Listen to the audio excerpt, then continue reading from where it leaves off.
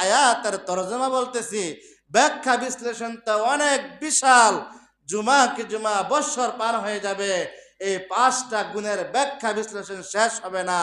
5 number গুণ কি? ওমিম্মা রাযাকনাহুম ইউনফিকুন, আমি আল্লাহ তোমাদেরকে যা দিছি সেখান থেকে তোমরা কি করো?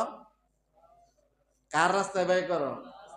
অনেকে মনে মনে কইতাছে হুজুর মনে আছে কালেকশন করবো আজ।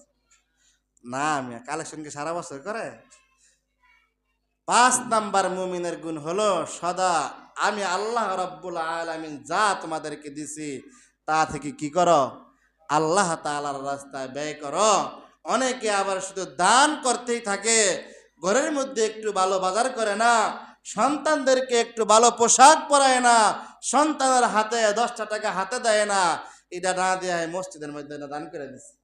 মুহতারাম হাজিরিন, বিষয়